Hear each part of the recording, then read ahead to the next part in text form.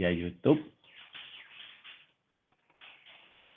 Oke, kuliah kita akan mulai. Assalamualaikum warahmatullahi wabarakatuh.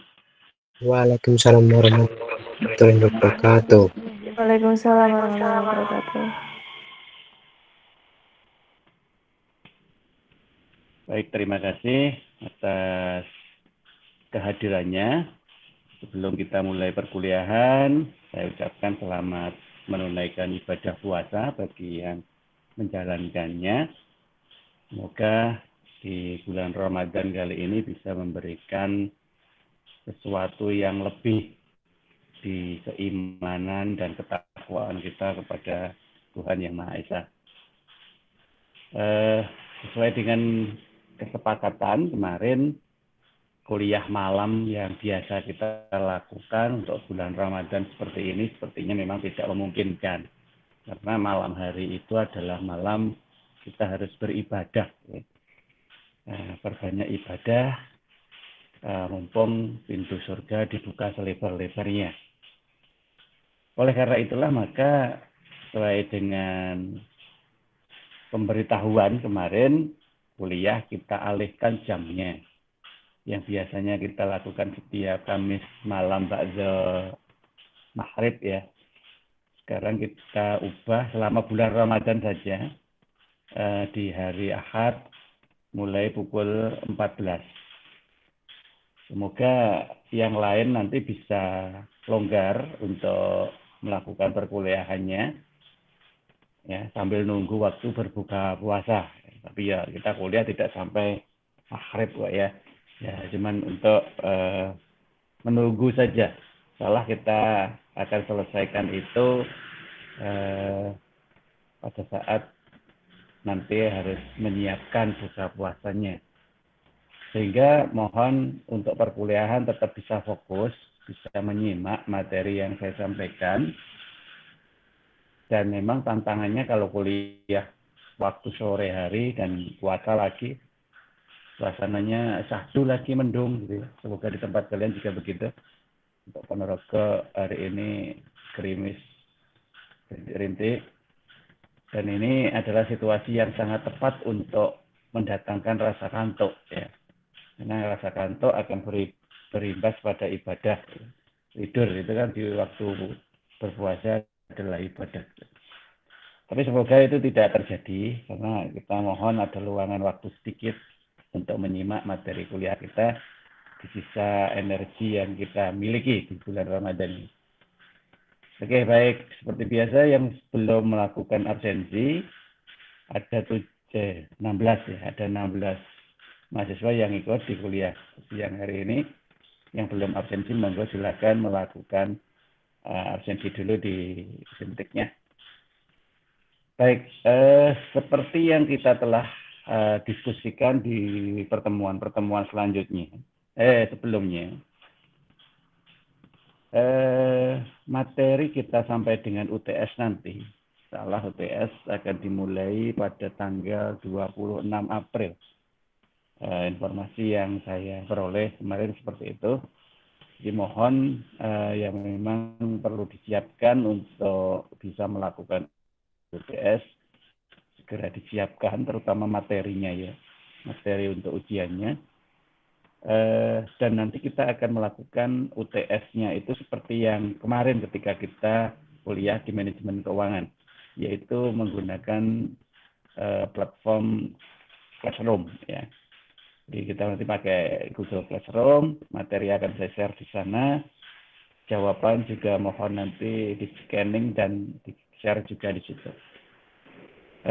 Secara jadwal nanti kita akan sepakati lagi aja di minggu keempat April itu, ya, kapan saatnya kita akan melakukan. Tapi yang jelas saat ini disiapkan dulu aja untuk pelaksanaan UTS-nya. Nah, materi kita sampai dengan UTS nanti adalah materi yang kita bahas sampai pertemuan ke-6 harusnya. Karena memang saya desain untuk penyampaian teori akuntansi syariahnya itu dalam 6 materi. Sehingga pertemuan kali ini adalah pertemuan yang ke-5 untuk penyampaian materinya, sehingga saya mohon satu lagi pertemuan di tanggal 25 hari Minggu, Ahad, tanggal 25 April dengan jam yang sama seperti hari ini. Kita akan tutup materi kita sampai dengan UTS di pertemuan yang ke-6. Nah, materi kita yang akan kita bahas pada siang hari ini masih melanjutkan beberapa pembahasan sebelumnya terkait dengan bagaimana akuntansi syariah itu terrekonstruksi dalam sebuah teorinya. Kalau beberapa pertemuan yang sudah kita lalui, kita sudah membahas rekonstruksi akuntansi syariah itu mulai dari dasar filosofisnya yaitu nilai tauhid hingga derivasinya ke dalam teknis akuntansi syariah yang kemarin sudah kita bahas dalam beberapa struktur. Maka pada kesempatan siang hari ini kita akan coba lihat itu dalam sebuah tataran teoritisnya. Ya. Beberapa kali saya sampaikan bahwa sebuah teori itu muncul dalam sebuah proses. Tidak ada teori yang muncul begitu saja. Tidak ada. Jadi teori itu muncul pasti melewati sebuah proses. Secara umum, proses rekonstruksi maupun dekonstruksi sebuah teori itu ada 4 tahap. Tahap yang pertama pasti dimulai dari tataran filosofisnya. Sehingga semua teori pasti memiliki dasar filosofis yang baku. Ya. Kalau kemarin kita coba membandingkan akuntansi itu dalam 2 dasar, ya. Yang pertama kita lihat akuntansi konvensional yang didasari dari nilai-nilai sekulerisme, dan kita bandingkan dengan akuntansi syariah yang kita mulai dari nilai filosofi tauhid kemarin itu. Nah, sama-sama akuntansi, tetapi karena dasar filosofinya berbeda, maka akan menghasilkan sebuah bentuk akuntansi yang berbeda pula. Ilmu apapun, kalau dasar filosofinya berubah, pasti nanti bentuknya juga akan berubah. Akuntansi sebagai sebuah teknis pencatatan transaksi, itu adalah fungsi. Jadi, kita harus bisa mengklasifikasikan mana bentuk, mana dasar, mana fungsi, dan mana teknis. Ya. Nah, dari tataran filosofis inilah nanti akhirnya yang akan menentukan masing-masing arah tersebut. Kalau kita bicara di dalam konvensional, kemarin lebih banyak terfokus untuk melakukan pencatatan transaksional. Ya, karena memang orientasi dari akuntansi konvensional adalah mengarah kepada hasil dari informasi keuangan. Sehingga prosesnya itu tidak terlalu penting karena sudah dianggap memiliki standarisasi yang baku. Semua yang mengikuti standarisasi itu maka proses akan berjalan. Namun di dalam akuntansi syariah sebaliknya. Yang paling penting adalah bagaimana kita melakukan proses itu. Sebab kalau nanti kita tidak bisa pastikan proses itu syar'i atau sesuai dengan hukum-hukum syariah, maka bisa jadi ya seolah-olah syariah, cuman begitu aja. Hanya karena dilabeli syariah, akhirnya seolah-olah syariah. Padahal isinya bisa jadi konvensional. Karena apa? Karena prosesnya tidak sesuai dengan hukum syariah. Nah, oleh karena itulah penting sekali kita harus paham landasan filosofi yang harus kita pegang teguh. Supaya apa? Supaya nanti kita tidak salah belok ke tempat yang tidak benar. Nah, kalau di akuntansi syariah kemarin, landasan filosofi itu kita bahas sampai dengan prinsip filosofisnya. Ada 4 kemarin itu. Sehingga semua proses, mulai dari instrumen tauhid, kemudian facts, knowledge and action, kemudian teori komunikasi Habermas, hingga mencapai sebuah tataran prinsip filosofis humanis, emansipatoris, transcendental, dan teleologikal. itu satu rangkaian yang masih bicara tentang filosofis. Filosofis tauhid yang diturunkan pada sebuah aspek yang bisa kita pahami bentuknya, ya, atau bisa kita rasakan penggunaannya. Untuk belajar teori akuntansi syariah di tataran filosofis sampai di situ harus paham. Sebab kalau nanti sampai di situ masih lemah, ya kalau hanya tidak bisa mengerjakan soal itu adalah perkara paling gampang gitu ya. Tapi yang perkara sulitnya adalah ketika nanti ini harus dijalankan dalam kehidupan nyata, tetapi kita tidak bisa bedakan mana rasa syariahnya dan mana rasa konvensionalnya. Banyak sekali di luar sana itu yang bicara akuntansi syariah, atau sementara ini terwakili pada produk-produk bank syariah, ya itu hanya sekedar casing, hanya sekedar ganti nama, rename. Jadi ya podo ae karo konvensional, cuma di rename aja. Podo ya oleh. Ya lek ning kono oleh jenenge bunga, lek ning kene oleh bagi hasil, kan podo oleh. Nah, orang-orang yang berpikir seperti itu secara prinsip memang masih kurang paham terkait dengan proses, apalagi prinsip filosofis. Diharapkan kalian yang sudah pernah menempuh mata kuliah ini paling tidak bisa mencerahkan dirinya sendiri, minimal. Mencerahkan dirinya sendiri, syukur kalau bisa memberikan pencerahan kepada pihak lain. Bagaimana di dalam prinsip filosofis emansipatoris. Nah, di situ. Tataran pertama ada di situ, ada di teoritisnya. Ada di filosofisnya. Kemudian dari filosofis, sebuah teori itu nanti turun ke tataran ontologi. Ya. Nah, di dalam ontologi itu nanti akan bicara terkait dengan apa sih sebenarnya yang akan dihasilkan. Sudah bicara tujuan. Nah, bagaimana yang kemarin juga sudah kita bahas, bahwa di dalam akuntansi syariah, tujuannya adalah mengembalikan manusia itu sebagai fitrah. Ya. Fitrahnya apa? Fitrahnya adalah rahmatan lil alamin. Jadi memberikan rahmat bagi seluruh semesta.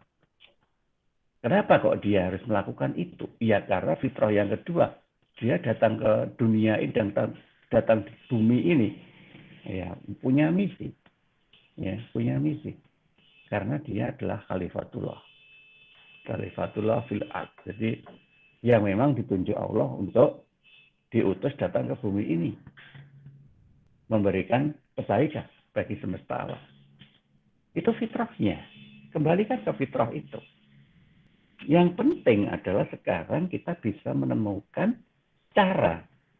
Nah, kalau kita bicara cara, berarti kan kita harus bicara aturan. Dan manusia datang ke bumi ini disertai dengan beberapa petunjuk dari Allah bagi orang-orang yang mengetahui. Maka berbahagialah kita sebagai orang Islam, yang mana aturan yang harus kita jalankan sudah jelas. Dari dua sisi, yaitu dari sisi ibadah kita, untuk nanti mempersiapkan bekal ketika kita harus kembali lagi ke akhirat, ya, dan aktivitas yang harus kita jalani selama di dunia, yaitu dalam bermuamalah. Nah, inilah beberapa hal yang memang harus kita pegang. Karena memang orientasinya sudah kita tentukan dalam sebuah prinsip ontologi. Nah, kemudian di bawah ontologi itu nanti kita akan bicara terkait dengan epistemologinya. Epistemologi adalah sebuah rangkaian proses yang nanti mengarahkan bagaimana prinsip-prinsip filosofis dan tujuan epistemologinya tadi, tujuan ontologinya tadi bisa berjalan dalam sebuah nilai-nilai epistemologi. Nah, di dalam nilai-nilai epistemologi nanti sudah dekat sekali dengan konstruksi teoritisnya. Oleh karena itu, pada pembahasan kita siang hari ini, kita akan mencoba melihat bagaimana sisi epistemologi yang nanti akan mengarah kepada sebuah dasar teori akuntansi syariahnya. Materi ini sudah saya share di grup, ya. Mohon nanti yang memang memerlukan untuk lebih dipahami itu bisa dicetak, ya. Sementara cukup dengan dibaca di slide, monggo, nggak apa-apa. Ya, sementara untuk diskusi atau pembahasan kita siang hari ini kita akan lihat di slide-nya. Oke, apa yang saya sampaikan tadi sebenarnya merupakan dasar juga yang dilakukan oleh semua pihak yang memang berusaha memahami atau justru akan mengembangkan akuntansi syariah.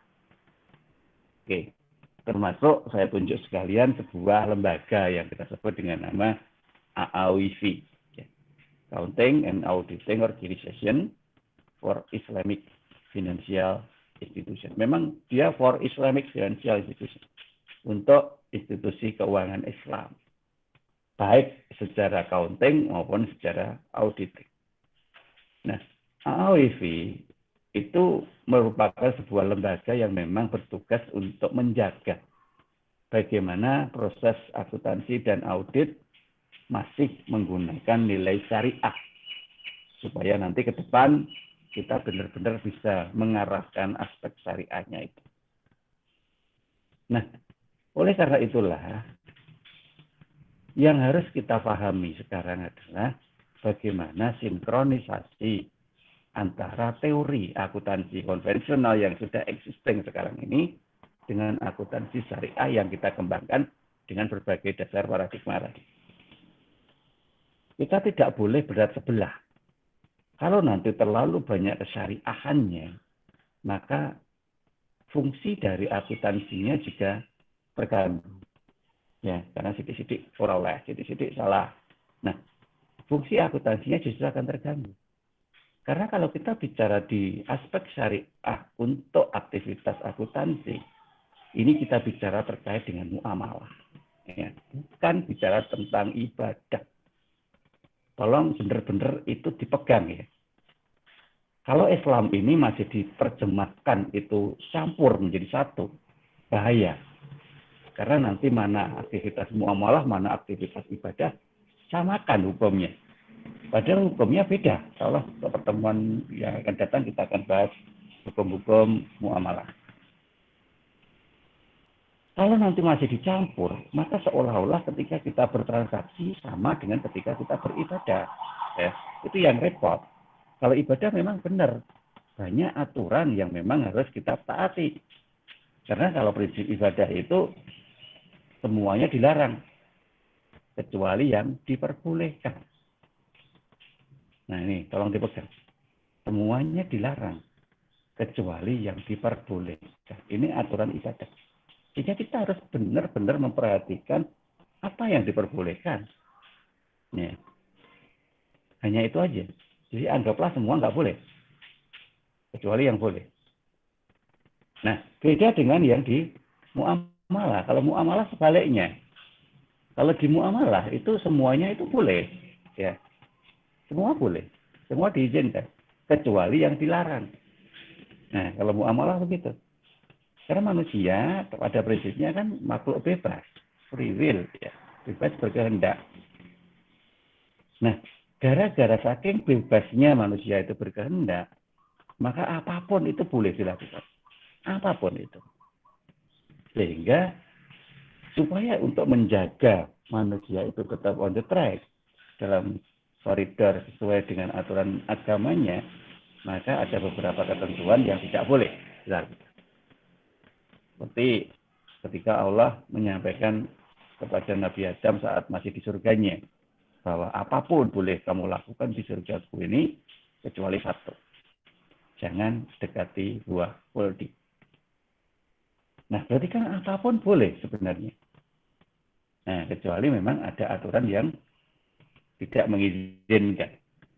Secara prinsip seperti itu di dalam muamalah. Nah, oleh karena itulah maka supaya nanti kita tidak sampai salah menganggap bahwa aturan-aturan akuntansi syariah itu gara-gara berdasar syariah itu sama dengan ibadah, maka kita harus membedakan mana aktivitas muamalah, mana aktivitas ibadah. Kalau menurut Nabi Muhammad sendiri, yang memang harus mengikuti apa yang menjadi sabda beliaunya adalah ibadah.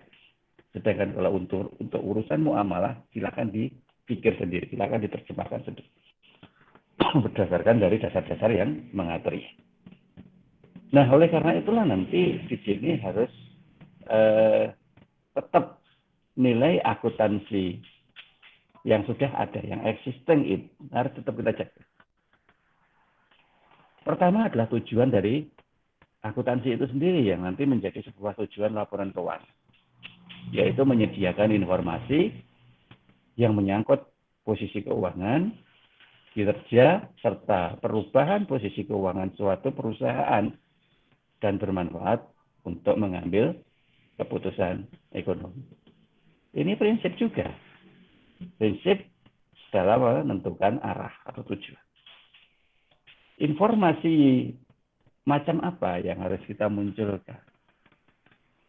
Kinerja seperti apa yang bisa kita berikan analisisnya?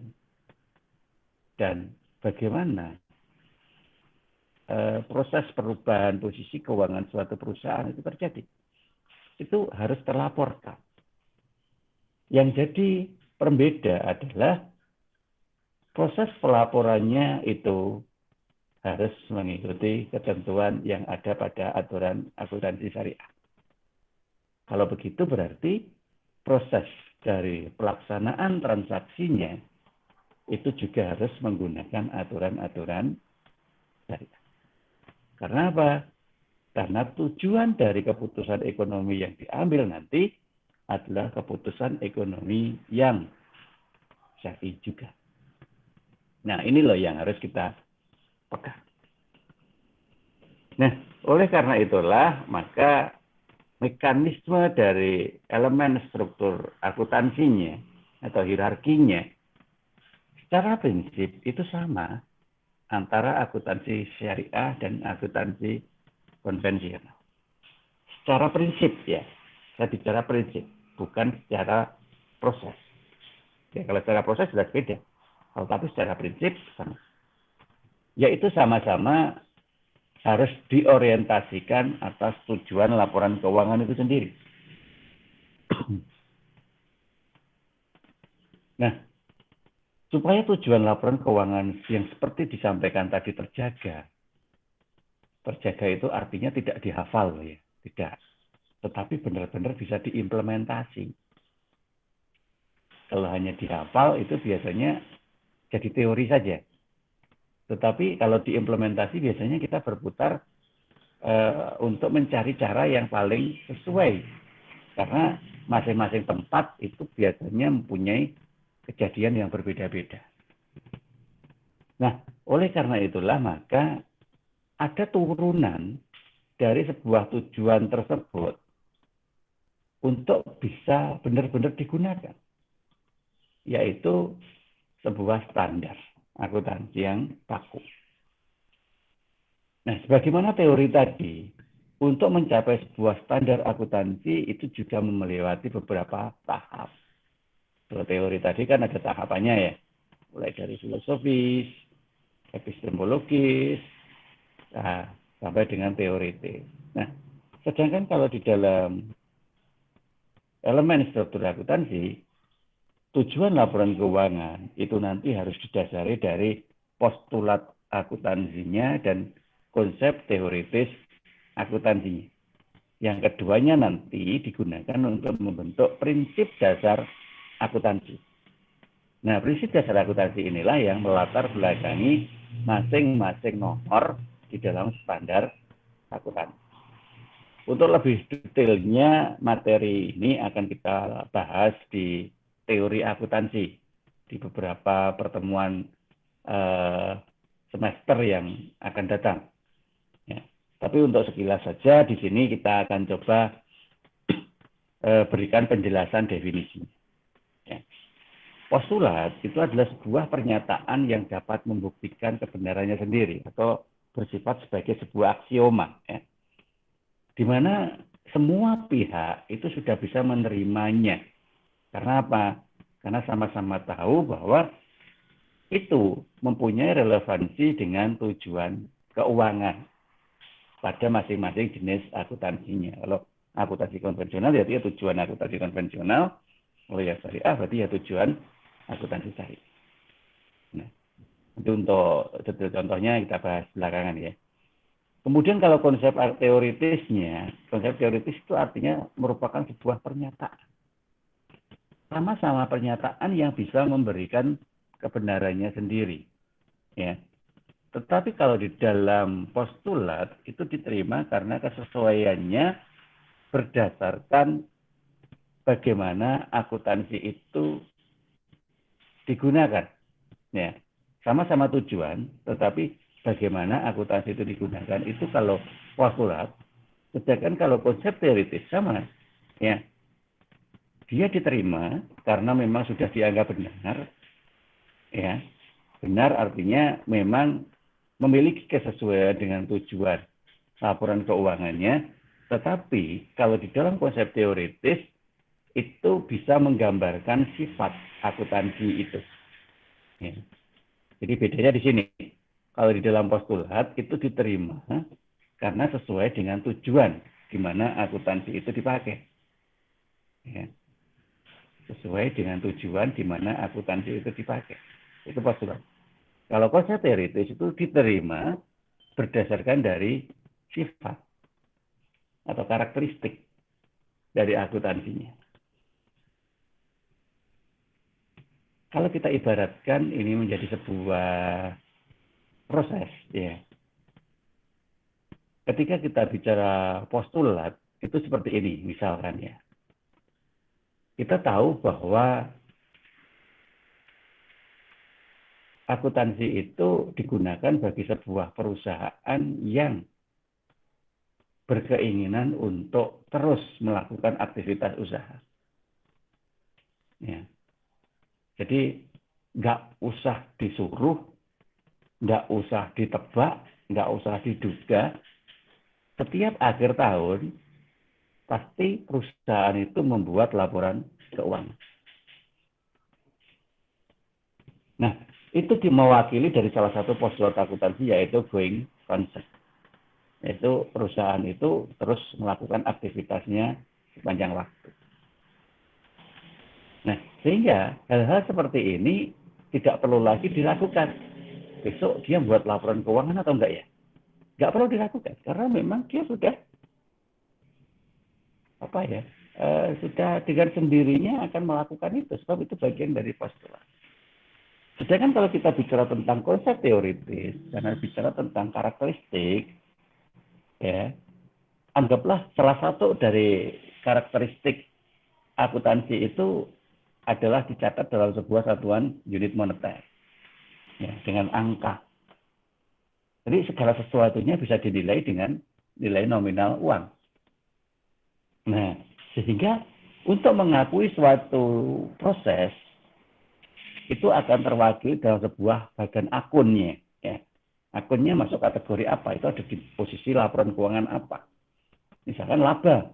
Nah, labanya berapa? Ada kenaikan atau penurunan dari periode sebelumnya. Nah, itu sudah dengan sendirinya kita bisa ngecek. Karena sudah menjadi sebuah bagian dari konsep teoritis. Nah, baik postulat maupun konsep teoritis itulah nanti yang akan mendasari prinsip dasar akuntansi.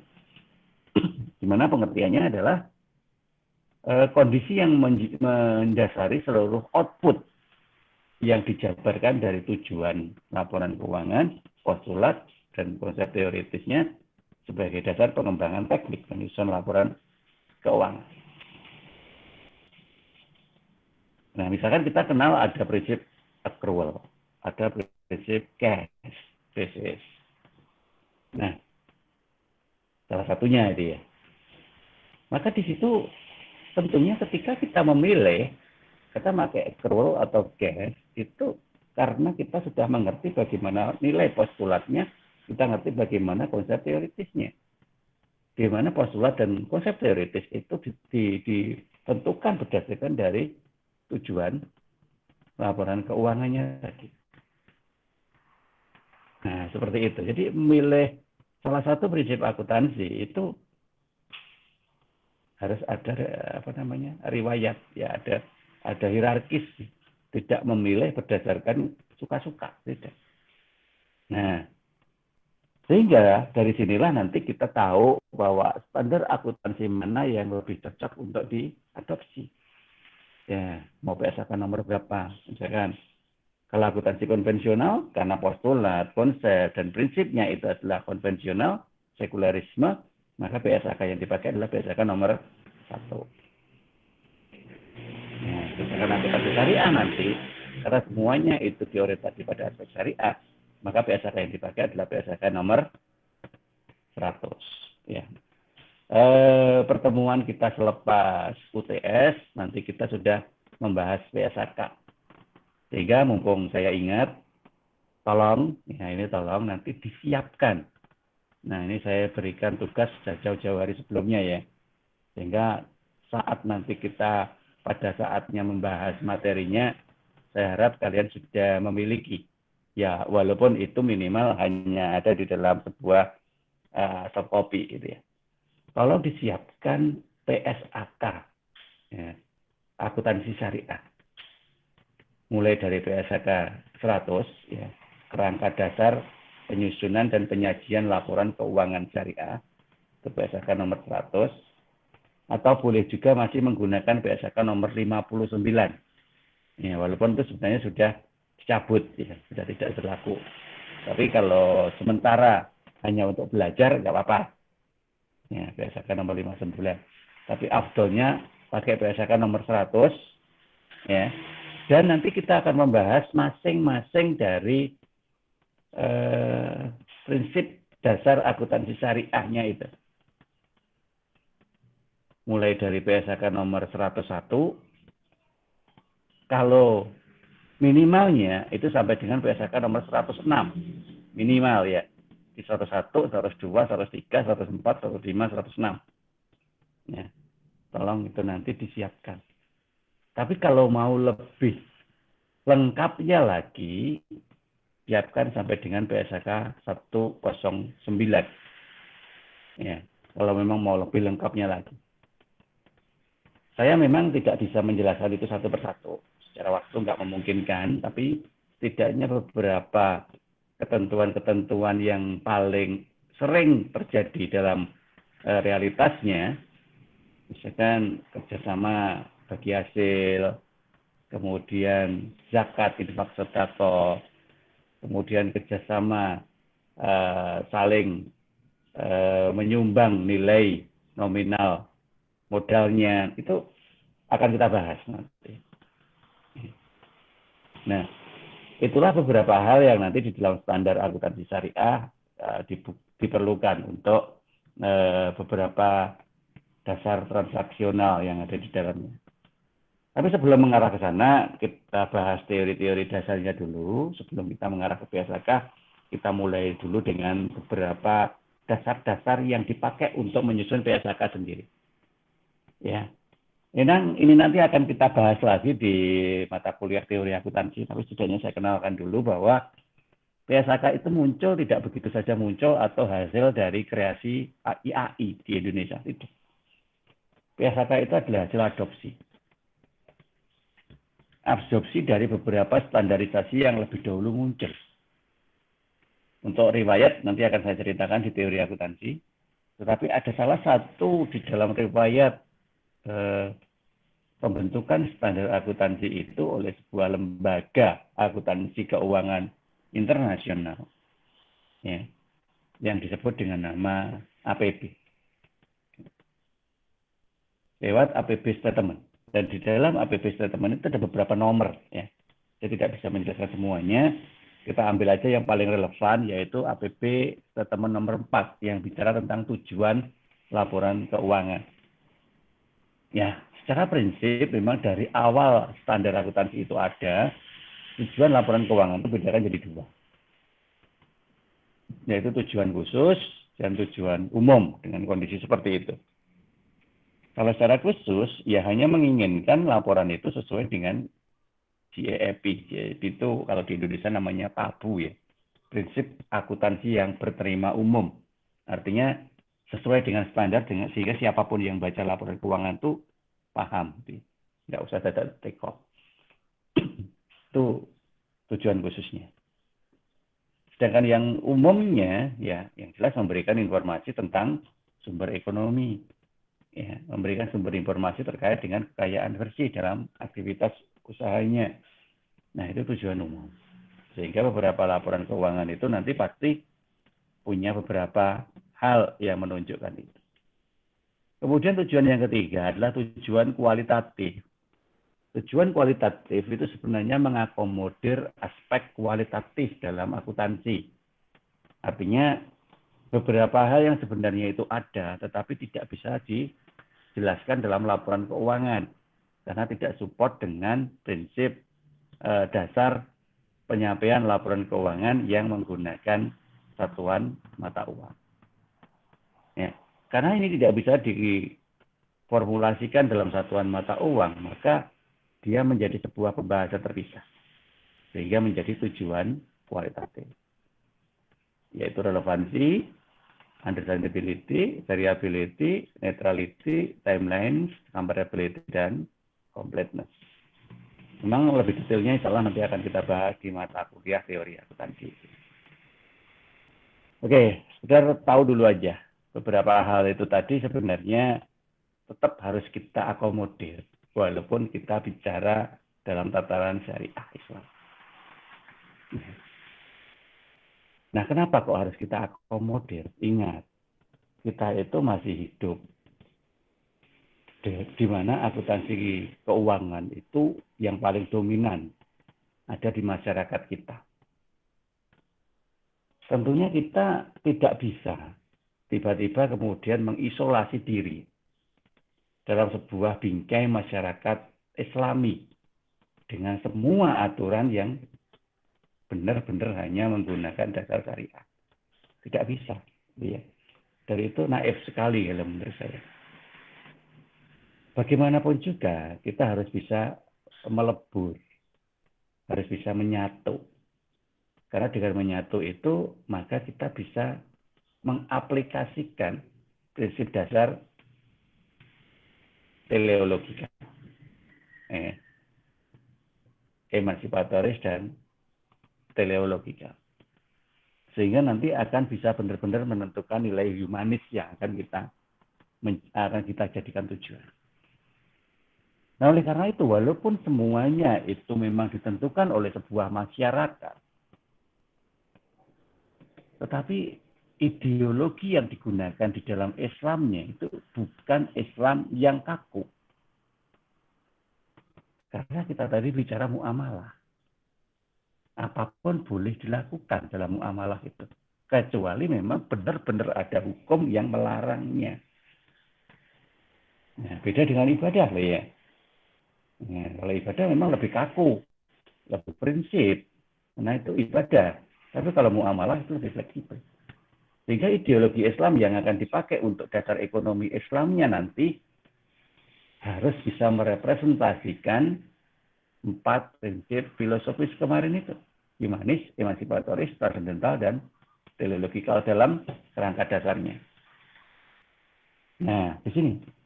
Sehingga teori akuntansi yang nanti muncul sebenarnya adalah teori akuntansi yang memang merupakan representasi dari nilai tauhid tanpa meninggalkan nilai akuntansi konvensionalnya.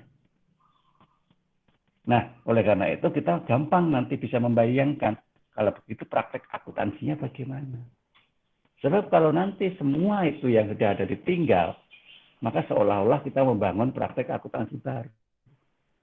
Dan itu sulit nanti untuk dibayangkan, sehingga hanya berada pada tataran teori saja. Nggak bisa dipraktekkan. Nah, tujuan kita itu tetap bisa berjalan. Ya, akuntansi yang ada itu. Tapi menggunakan ideologi Islam. Nah, jadi seperti itu ya. Jadi bukan berarti kemudian kita mengubah semuanya gara-gara kita harus syariah, semuanya harus diganti syariah. Ya, belum sampai sejauh itu.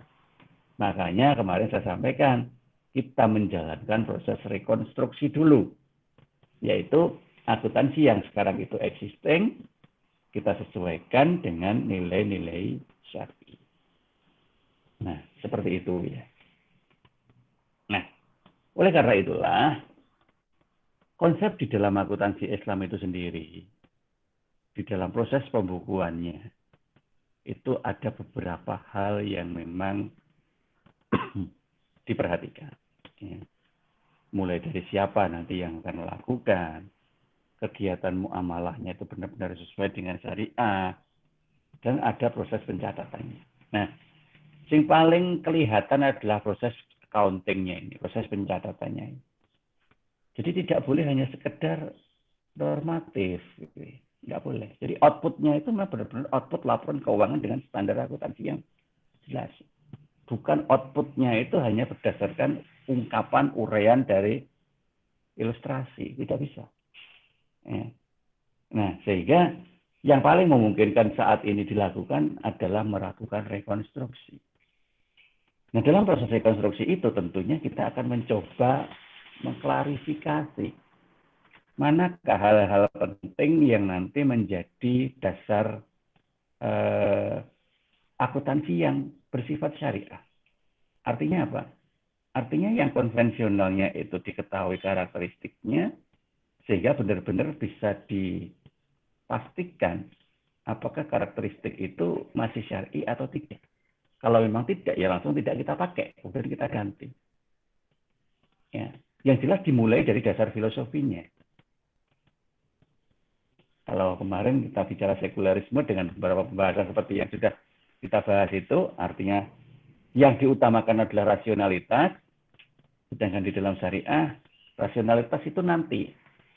Yang penting itu punya dasar yang hakiki, yang merupakan sebuah nilai tauhid.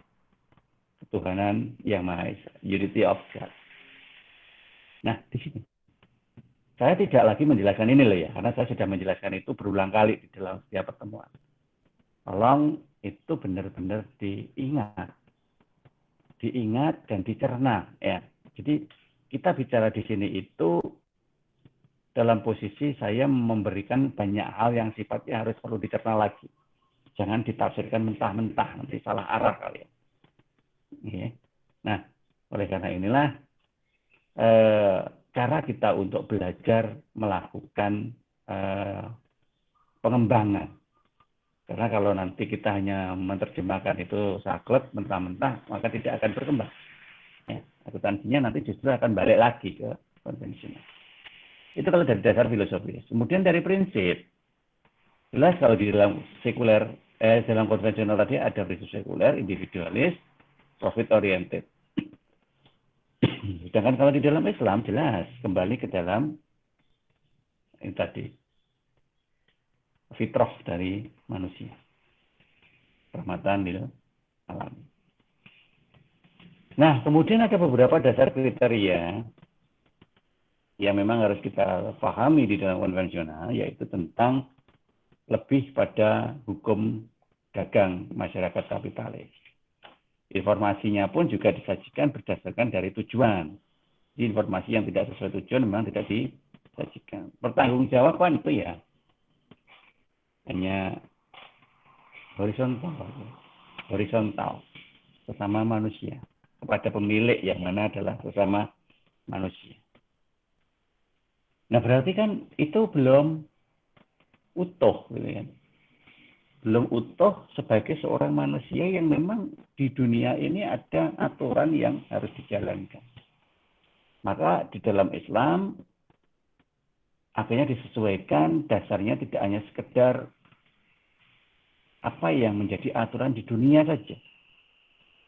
Maka kita memakai aturan-aturan dari hukum Al-Quran dan hadis. Penyajiannya pun nanti akan diturunkan dengan dasar-dasar syariah. Dan pertanggungjawaban yang akan disampaikan tidak hanya sekedar pertanggungjawaban horizontal, tapi juga pertanggungjawaban yang vertikal. hablum minannas dan hablum minallah. Nah, di sini menjadi sebuah dasar kriteria. Nah, kriteria itulah nanti yang jadi pembeda, ya. Nah, pembeda-pembeda itu akhirnya nanti akan dirumuskan lagi menjadi beberapa kerangka teori. Ini mengutip dari AOEV tadi. Normatif saja, hanya beberapa pemahaman dasar terkait dengan kerangka teorinya, yang mana nanti bisa kita pahami dari berbagai macam uraian yang ada di tulisan itu. Nah, kalau di dalam kerangka teori ini kita sudah pahami, ya, maka nanti kita akan masuk ke dalam perumusan tujuan, ya, tujuan laporan keuangan syariah. Sementara kita menggunakan contoh yang ada di lembaga keuangan syariah dulu. Karena yang lebih dahulu menggunakan prinsip syariah dalam akuntansinya adalah lembaga keuangan bank. Nah, perumusan tujuan laporan keuangan untuk bank Islam atau bank syariah itu ada beberapa hal seperti itu. Yang pertama, untuk menilai apakah bank itu mengikuti syariah atau enggak. Jadi walaupun namanya itu bank syariah, ya tetap aja harus kita cek apakah bank syariah X tadi mengikuti aturan syariah atau tidak dalam produk-produknya. Nah, oleh karena itu, maka kita akan masuk melihat pada lampiran yang digunakan dalam penilaiannya apakah masih syariah atau tidak tadi. Ada beberapa indikator yang bisa kita pakai. A sampai dengan G gitu. Menentukan sumber dayanya, hak dan kewajibannya, pencapaian tujuannya, pengambilan keputusannya, pertanggungjawaban sosialnya, kebutuhan dari karyawannya, dan tingkat likuiditas. Jadi secara normatif dan secara teknis harus dipakai sebagai indikator. Nah, kemudian beberapa hal tersebut dilengkapi lagi dengan beberapa informasi terkait dengan bagaimana prospek dari ketaatan terhadap prinsip syariah itu di proses yang akan datang. Bagaimana dia memberikan informasi kepada pihak eksternal. Bagaimana relevansi tentang zakatnya. Bagaimana tentang menghindari sesuatu yang dilarang di dalam Islam. Ya. Informasi terkait dengan bagaimana dia menyajikan arus kas, risiko, earning power, dan beberapa hal yang berkaitan dengan kewajiban. Nah, ini adalah beberapa hal yang akhirnya bisa kita lihat dengan menggunakan dasar kerangka teori Hanifah. Hubaib Hanifah itu adalah seorang ulama yang ahli dalam ekonomi syariah yang kemudian membangun sebuah kerangka teori yang menjadi landasan atau menjadi pilar atau struktur dalam sebuah akuntansi syariah.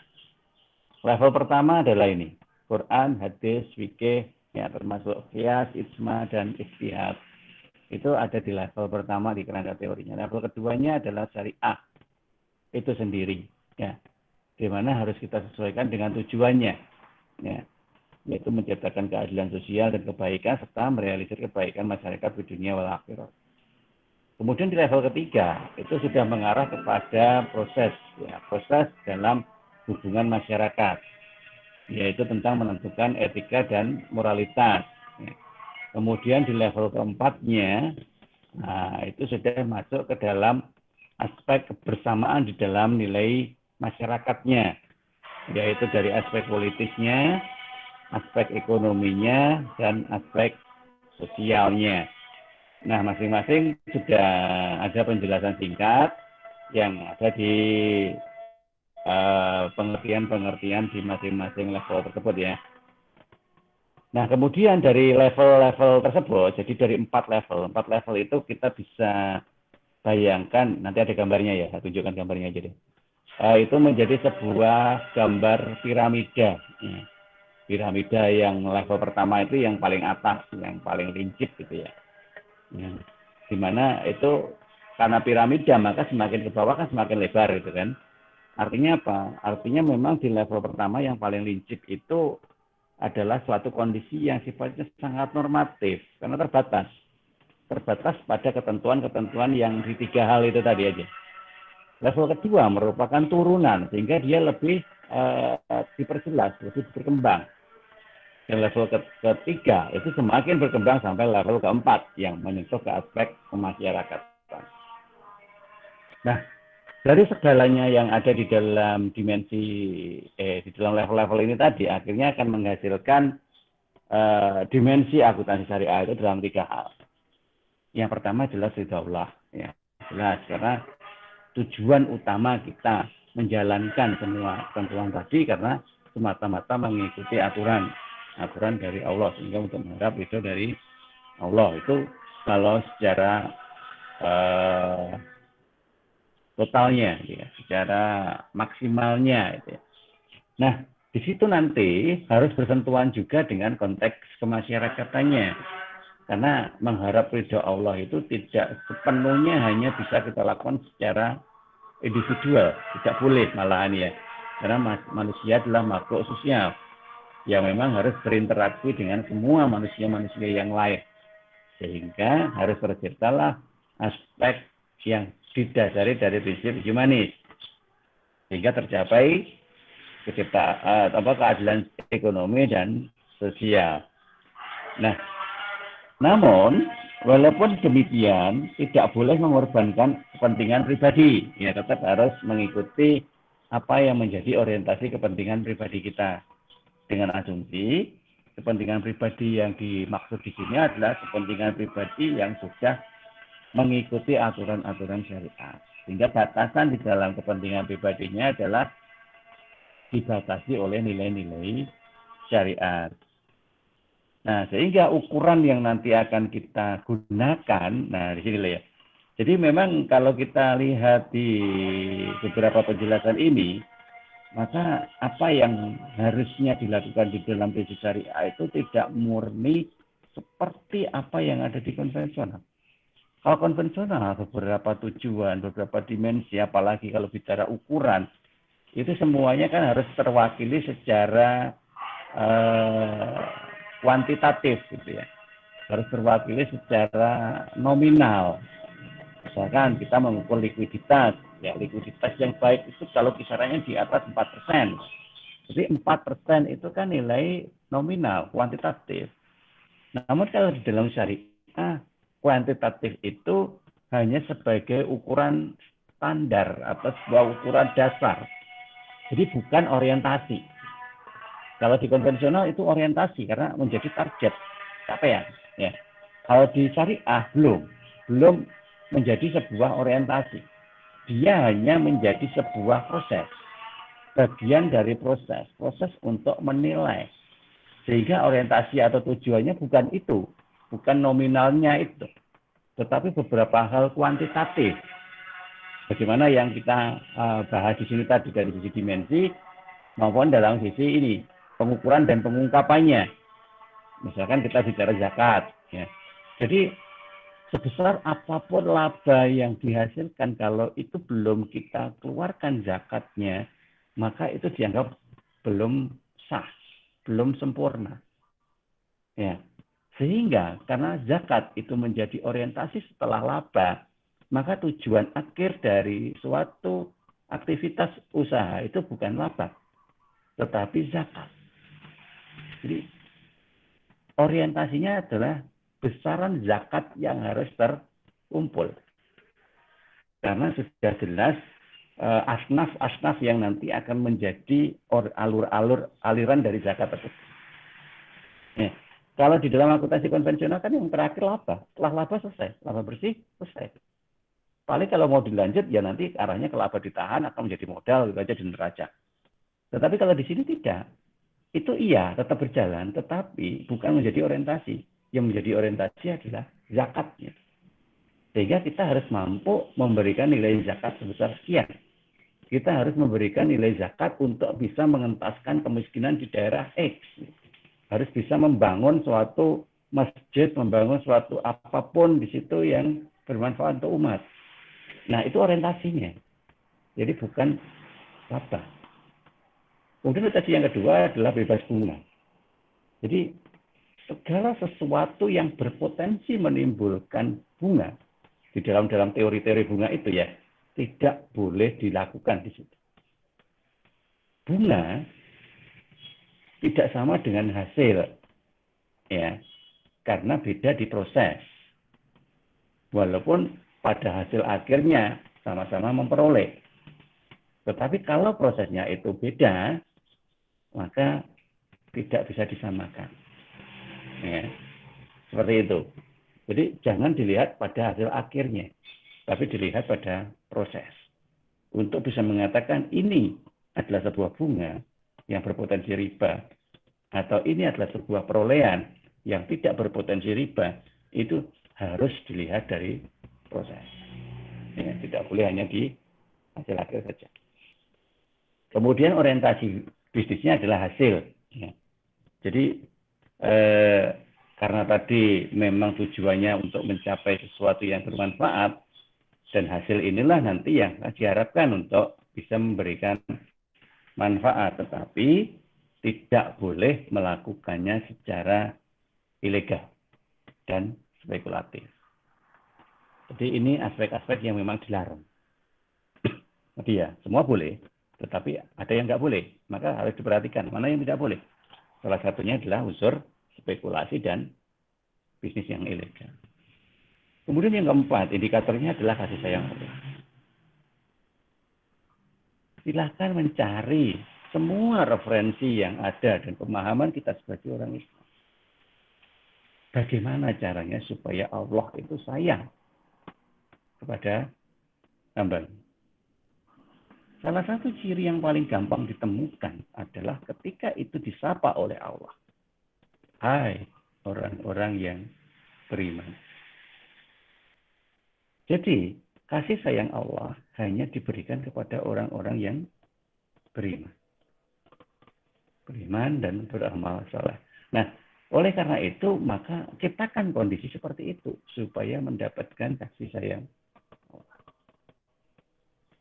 Nah, secara otomatis aspek kebenaran dan pertanggungjawaban akan terjadi kalau kita mengikuti beberapa persyaratan untuk disapa hai oleh Allah. Nah, inilah hal-hal yang memang harus kita perhatikan yang menjadi orientasi. Sehingga orientasi-orientasi seperti itu nggak akan muncul di dalam bisnis konvensional ya. Ya karena sekali lagi dasarnya beda. Nah, bicara tentang dasar seperti yang tadi kita bahas, kalau kita gambarkan ya seperti inilah paling tidak. Ya, kita mulai dari nilai tauhid. Nilai tauhid itu ketika kita terjemahkan di dunia itu lewat dua ayatnya Allah, ayat hauliyah dan ayat kauniyah. Kalau hauliyah itu jelas aturannya ada di Quran dan hadis, sedangkan kalau kauniyah itu ada di beberapa pesan Allah di setiap perjalanan hidup kita. Yang itu harus kita sadari. Akhirnya nanti akan membentuk tujuan dari muamalat, menghasilkan postulat dan prinsip dasar akuntansi Islam, dan rumusan standar akuntansi Islamnya itu benar-benar sudah keluar dari nilai-nilai konvensional. Nah, supaya itu terjadi, maka derivasinya adalah seperti ini. Kita libatkan beberapa proses yang kemarin sudah kita bahas untuk membentuk kerangka teori akuntansi syariah sebagaimana yang tadi disebut oleh Hanifah. Ya. Nah, sehingga kalau misalkan kemarin saya pernah bertanya, di manakah posisi Allah dalam laporan keuangan? Kalau kita bicara dalam akuntansi syariah, pasti kita bisa menjawab. Tapi kalau kita bicara dalam posisi akuntansi konvensional, maka tidak akan ada Allah di dalam laporan keuangan tersebut. Ya, ini yang tadi ya. Oke. Maka inilah yang terjadi. saat ini kita masih ada di posisi sebelah kiri, yang pragmatis. Kita bicara supaya akuntansi syariah itu benar-benar bisa menjadi sebuah dasar yang ada di dalam muamalah. Maka yang kita lakukan adalah proses adopsi dengan menghasilkan sebuah teori entitas. Ya. Kita mengubah struktur di dalam teori yang ada di akuntansi konvensional itu, biasanya proprietary teori, ya. Kemudian kita ganti menjadi entity teori. Lebih jauhnya nanti akan kita bahas di teori akuntansi. Ya. Sedangkan ke depan, next-nya memang akuntansi syariah itu harus kita kembangkan. Ya.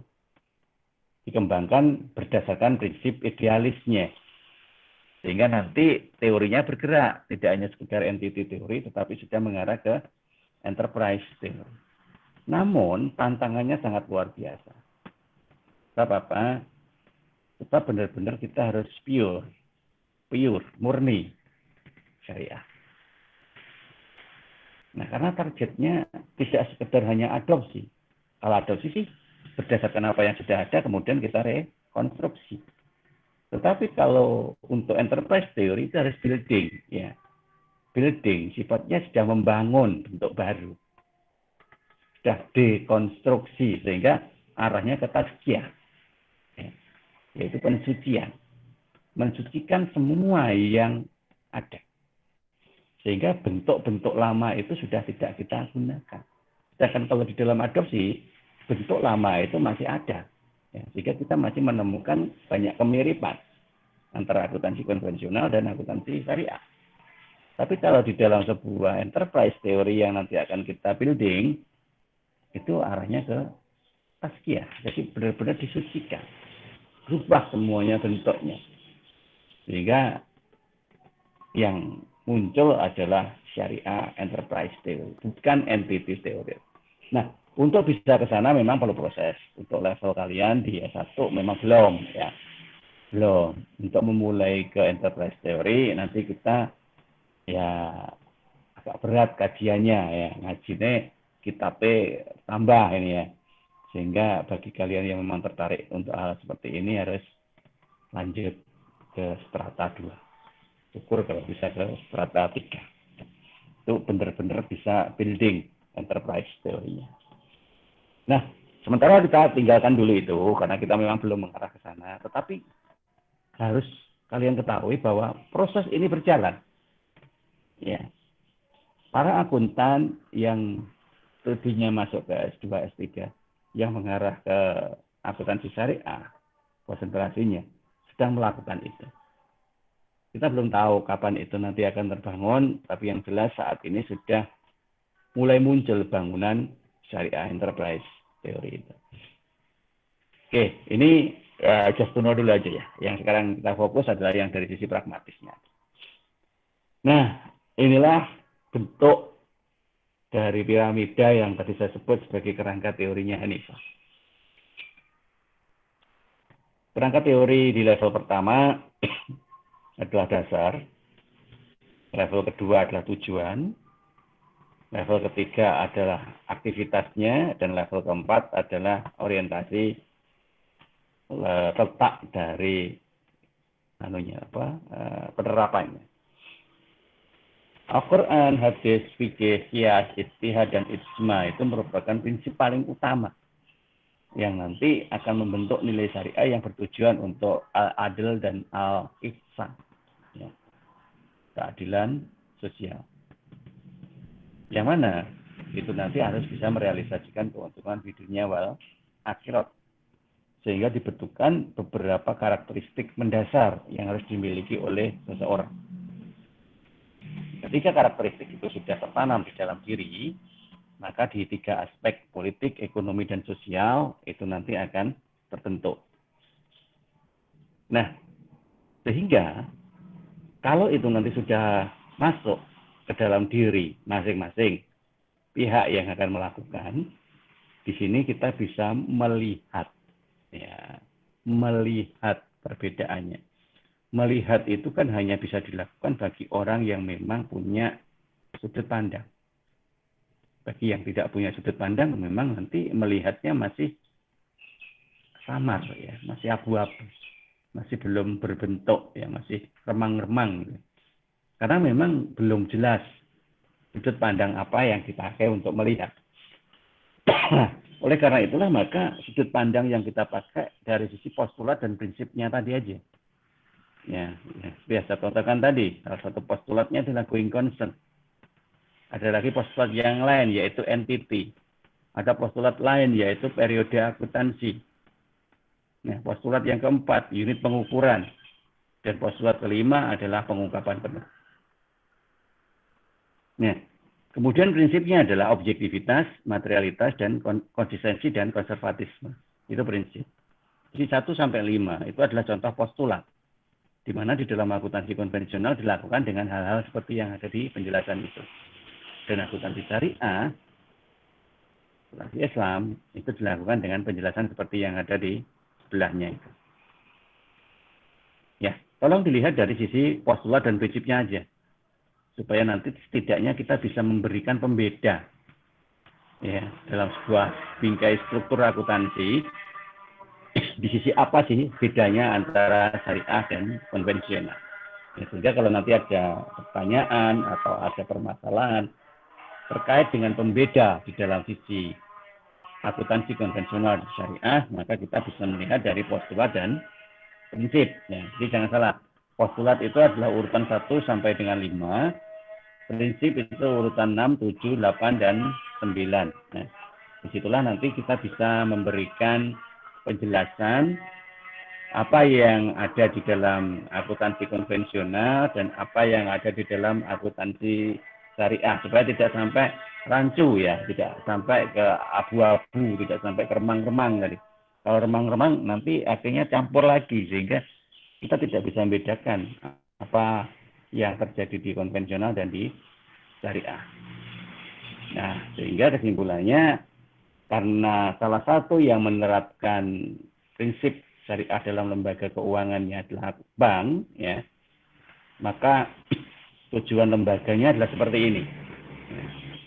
Pada prinsipnya itu sama dengan apa yang saya sampaikan di depan tadi, bahwa orientasi utama dalam sebuah proses perjalanan usaha yang berdasarkan prinsip syariah adalah zid, zakat, infak, sedekah.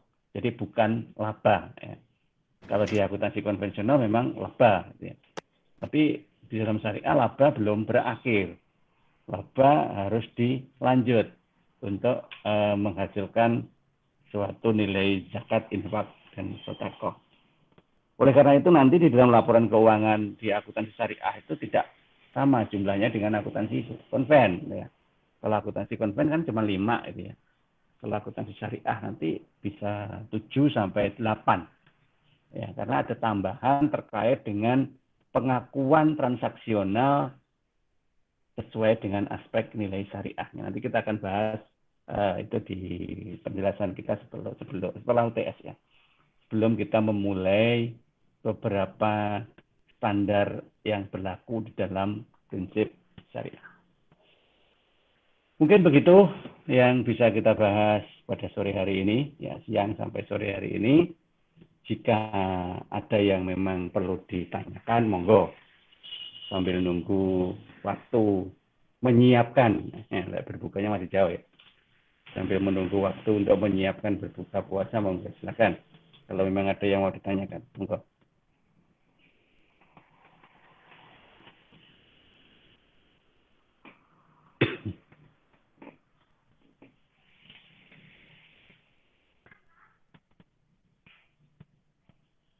Oke, kayaknya nggak ada yang meng-unmute speakernya, ya.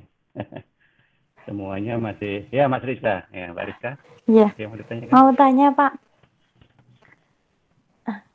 Iya, Mbak. Terkait dengan bank syariah, Pak.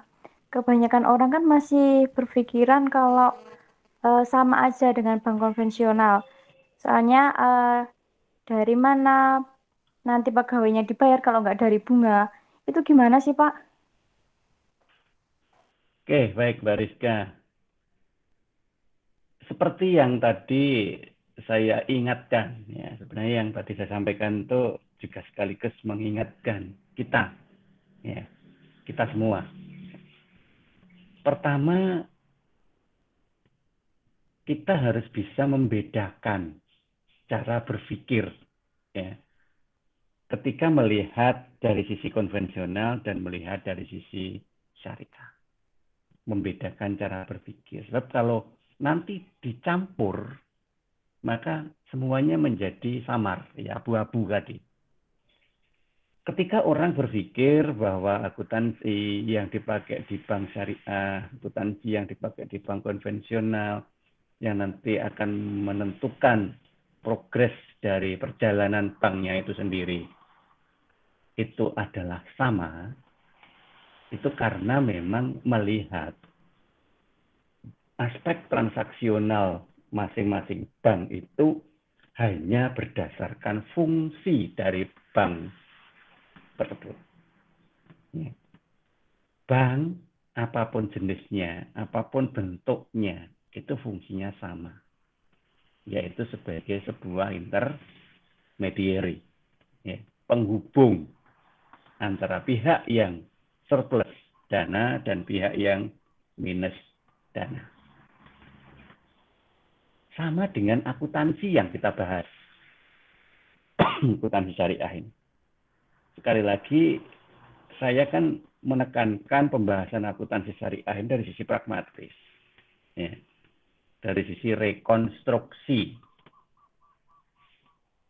sehingga tujuan dari akuntansinya juga sama-sama memberikan informasi untuk mengambil keputusan. Oke ya, sampai di situ dulu. Jadi saya ulangin lagi. Pertama, yang perlu kita siapkan diri untuk memahami apa sih perbedaan yang ada pada aspek konvensional dan syariah. Baik itu dari teknis akuntansinya ataupun dari lembaganya. Itu adalah menyiapkan cara berpikir yang terpisah antara apa yang dilakukan berdasarkan prinsip konvensional dan apa yang dilakukan berdasarkan prinsip syariah. Kalau dicampur, kacau. Ya. Kenapa kok berpotensi tercampur? Karena tujuannya masih sama. Ya. Ibarat sebuah mobil gitu ya, atau sebuah motor gitu ya. Sama-sama kita tujuannya itu dari rumah mau ke kampus misalkan. Ya. Mau naik mobil apapun, mau naik motor apapun, kan sama saja. Kalau memang yang menjadi dasar orientasi adalah tujuan, yaitu yang penting sama-sama nyampe kampus.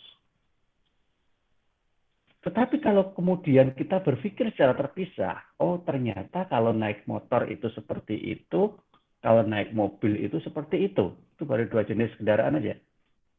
Motor pun nanti beda. Kalau motor metik seperti itu, motor bebek seperti itu, yang motornya cowok seperti itu. Nah, itu pun nanti kalau mau dipisah lagi, mau dipecah lagi, itu masih banyak lagi. Mobil juga begitu. Mau mobil yang harganya di bawah 100 juta, mau mobil yang harganya 100 sampai 200 dan seterusnya, misalkan untuk aspek pemecahnya, itu beda lagi. Nah, artinya apa? Artinya kita tidak boleh berpikir secara tercampur. Ya. Harus terpisah. Itu pertama. Nah, orang-orang yang tadi disampaikan Mbak Rizka adalah orang-orang yang melihat dua sisi itu dalam satu kesatuan. Ya, seperti tadi, dilihat dari sisi tujuan. Nah, lah podo-podo bank ya podo wae. Nah, karena melihat dari sisi tujuan. Oleh karena itulah beberapa kali saya sampaikan dalam kuliah ini, karena kita sudah belajar beberapa aspek, maka kita harus meletakkan masing-masing aspek itu dalam sebuah cara berpikir yang terpisah. Supaya apa? Supaya kita bisa menguraikan cara berpikir yang masih terakumulasi tadi. Ya. Podo karung ini loh. Orang tadi itu masih mencampur antara pakaian untuk kerja, dicampur untuk pakaian harian, dicampur untuk pakaian tidur, dicampur lagi pakaian bersih, dicampur pakaian kotor. Maka dia berpikir, ya jenenge pakaian ini podo ae. Nah, begitu. Maka kita harus sekarang pecah itu. Mulai kita pisah. Mana pakaian untuk kerja, mana pakaian untuk dolan, mana pakaian untuk di rumah, mana pakaian untuk tidur, mana yang bersih, mana yang kotor. Sehingga nanti kita bisa menjelaskan bahwa ini adalah pakaian yang dipakai untuk kerja dalam posisi bersih. Nah, seperti itu, Mbak. Sama, akuntansi syariah gitu. Maka kita tidak boleh hanya melihat dari sisi fungsi dari banknya. Tetapi coba kita lihat prosesnya. Ya. Nah, di dalam proses tentunya kita mulai dari yang tadi. Bagaimana dasar filosofis yang dipakai sampai dengan standar yang digunakan untuk pencatatannya. Nah, di situ. Seolah kita sudah 5 kali pertemuan, harusnya sudah bisa mendefinisikan masing-masing. Karena targetnya untuk sampai ujian tengah semester ini, kalian sudah bisa mengklasifikasi cara berpikir beberapa aspek pembeda antara akuntansi dari lembaga konvensional dan syariah. Maka, kalau kalian menghadapi situasi seperti yang Mbak Rizka sampaikan tadi, tolong dipecah ke beberapa aspek. Jelaskan dulu dari aspek yang paling bisa dipahami. Misalkan apa? Bagi hasil dan bunga. Itu adalah suatu bentuk penerimaan atau pendapatan dari bank yang nanti dipakai untuk biaya operasional, yang salah satunya adalah gaji pegawai tadi. Bagaimana kita menghasilkan bunga? Dan bagaimana menghasilkan bagi hasil? Insya Allah itu nanti akan kita bahas ketika kita sudah bicara teknis ya, di waktu setelah UTS nanti. Ketika kita sudah bahas tentang prinsip mudharabah, prinsip murabahah, prinsip musyarakah, dan seterusnya yang lain. Nah, yang penting kita harus paham dulu dari aspek itu. Nah, kalau misalkan lebih jauh lagi, ya kita bicara mulai dari aspek dekonstruksi dan rekonstruksi. Ya, akuntansi syariah hasil rekonstruksi dengan proses seperti yang sudah kita bahas dalam beberapa pertemuan ini. Nah, dari situlah nanti sedikit banyak akan membawa cara berpikir orang yang masih menyamakan tadi ke dalam sebuah urutan proses. Nah, ketika urutan proses itu sudah bisa dipahami, maka dengan sendirinya nanti mereka akan bisa membedakan. Ya, walaupun tidak secara utuh.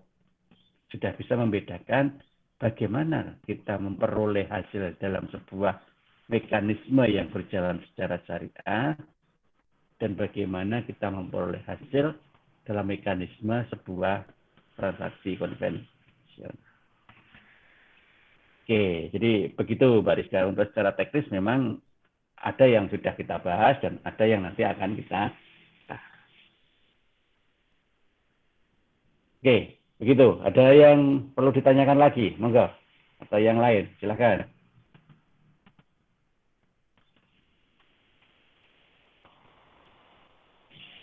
Bagi yang belum absen, silakan melakukan absensi, mumpung masih di waktu perkuliahan.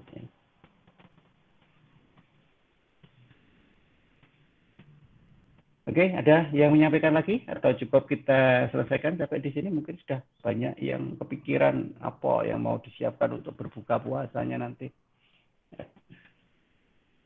Oke ya, jadi ada 2 hal penting di pertemuan ini yang akan kita pakai untuk menyiapkan bahan materi kita ke depan. Yang pertama, minggu depan saya mohon di hari yang sama, di jam yang sama, nanti kita masih ada satu materi lagi untuk menyelesaikan target kita sampai dengan UTS. Ya. UTS nanti dimulai tanggal 26, cuman waktu untuk kita ya nanti akan saya share lebih pastinya setelah saya mendapatkan jadwal. Yang pertama.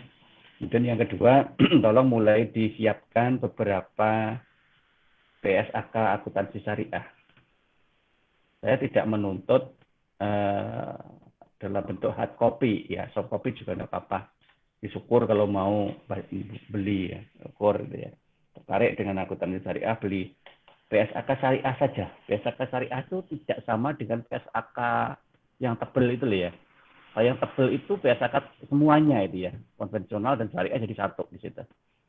Tapi kalau yang syariah itu tipis, ada satu buku tersendiri untuk PSAK syariah, mulai PSAK 100 sampai PSAK 110 dan draft ya, dan draft exposure draftnya untuk PSAK syariah yang akan datang. Ada 3 exposure draft tambahan kalau nggak salah. Itu ada. Kalau memang mau fotokopi ya monggo juga dari PSAK yang gede kandel itu diambil yang syariah saja. Itu kalau yang fisik ya. Kalau yang soft copy silakan coba cari referensi kalau bisa download misalkan ya. Kalau memungkinkan bisa download ya atau mungkin scan ya monggo juga monggo silakan apapun ya. Yang penting nanti ketika kita bahas di masing-masing PSAK-nya tidaknya kita ya punya bayangan lah, punya gambaran apa sih isi dari PSAK itu.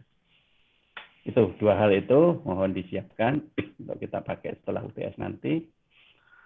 Dan kiranya untuk materi kita sore hari ini kita cukupkan. Sudah banyak yang pergi ke warung untuk menyiapkan buka puasanya ini ya. Kalau nanti terlalu lama di sini malah nggak selesai-selesai buka puasanya persiapannya. Saya cukupkan dulu sampai di sini. Terima kasih untuk semuanya. Semoga apa yang kita bahas hari ini bermanfaat. Insya Allah kita ketemu lagi di pertemuan berikutnya. Semoga apa yang kita diskusikan ini memberikan bekal kita untuk kemudian hari. Oke, saya akhiri. Assalamualaikum warahmatullahi wabarakatuh. Waalaikumsalam warahmatullahi wabarakatuh. Waalaikumsalam. Silakan live.